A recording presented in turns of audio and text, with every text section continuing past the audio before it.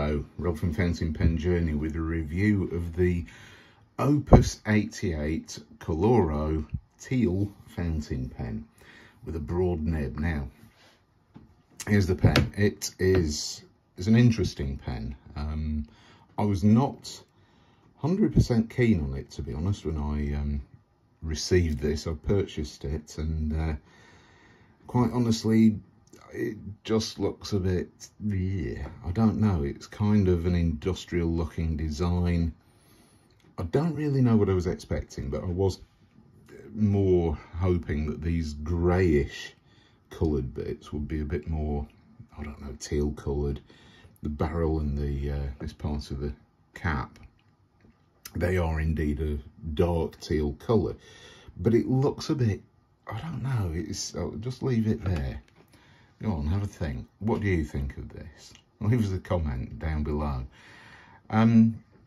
Yeah, it's not the most attractive fountain pen.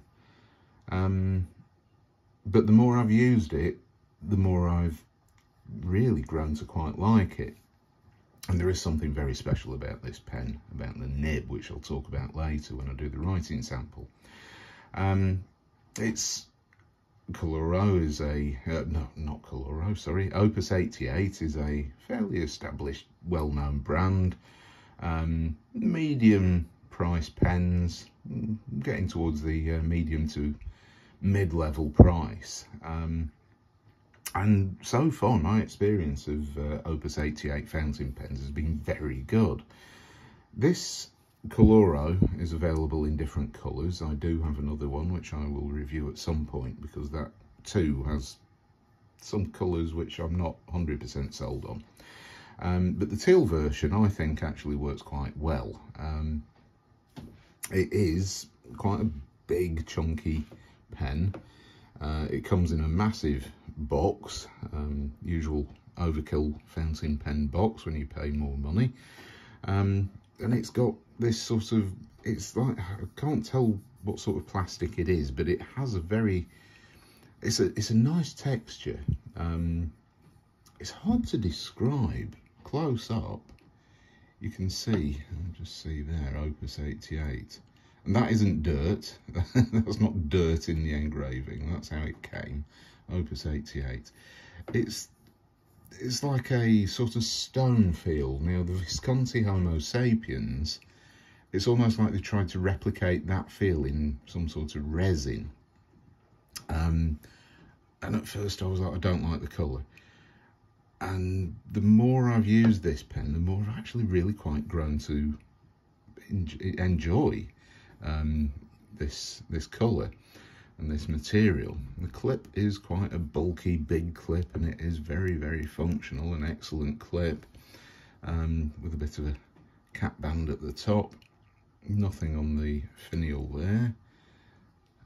Go down to this end, and this is where the important stuff is, and there is a bit of a pointy bit down there, silver ring there, these threads, and they're there for a reason, which I shall explain shortly. So we have a translucent demonstrator fountain pen. Now you can see, maybe, not quite, but there is a rod in the barrel of the fountain pen. Now these are eyedropper fountain pens.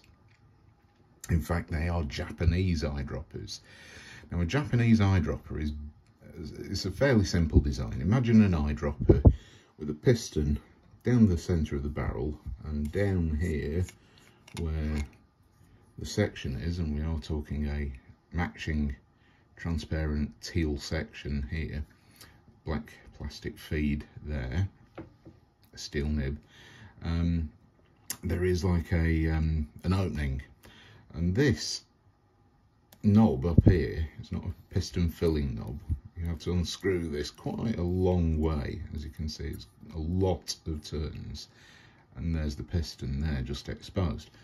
And the idea being is that when you want to use this pen for a little short writing period, you don't have to unscrew this, but let's push that back and turn it back.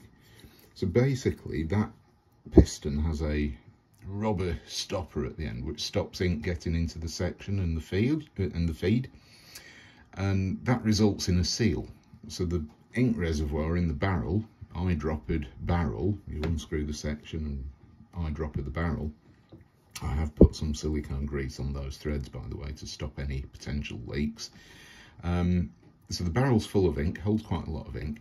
And that seal there stops the ink getting into there, into the section. So essentially what you shouldn't get is any burping or any leakage issues from this eyedropper pen in use. You can travel with it, go on flights with it, things like that, and that should seal the ink in there and stop any expansion and any ink making its way up through the feed and out into the cap. So the Japanese eyedropper concept is basically a sealing mechanism for an eyedropper fountain pen. You can take the cap off and do a few lines of writing without having to unscrew that part. The cap itself, as you can see, it's quite a decent sized cap. As for the turns to uncap this pen, screw cap, it's quite a lot. 1, 2, 3.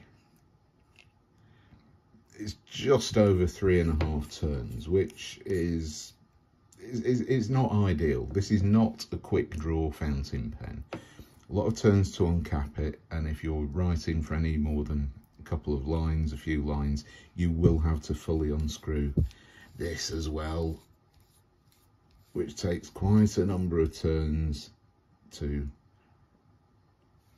unseal there, in there. There are different nibs available for this Koloro fountain pen, and the nibs are really, really good. This is a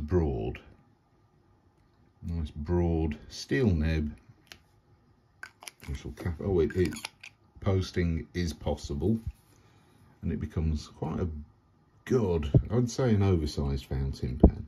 It's a nice girthy pen, nice thick chunky pen, and it does post quite securely, but without being posted, it's still really comfortable and quite chunky to hold.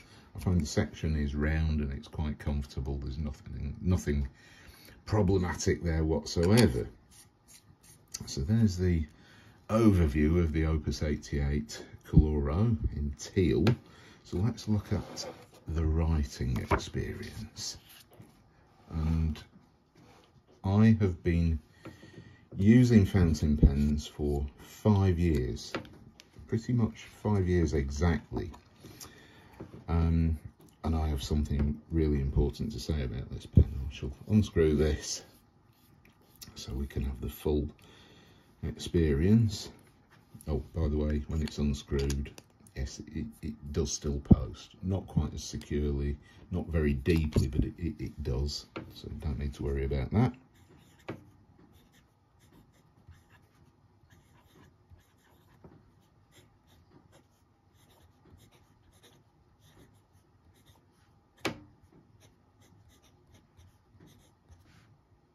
Oops, forgot the L.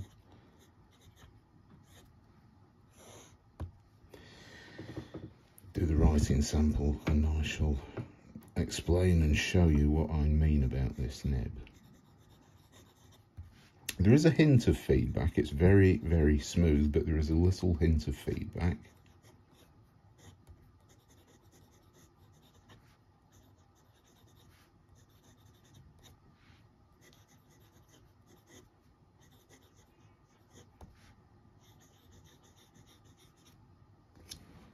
So, very nice writing experience.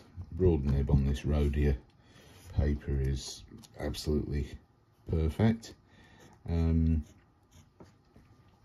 Let's do this quick.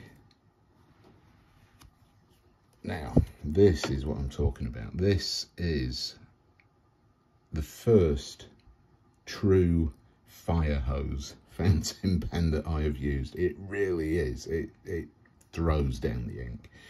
It really is a wet nib. It's excellent. This is Opus Ink's Teeth Green, dark green basically.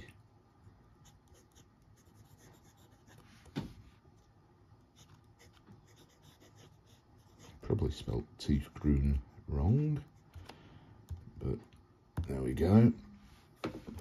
And it is incredibly wet. You get excellent shading, really good shading. There we go, look at that there. Really wet, lays down loads of ink really quickly.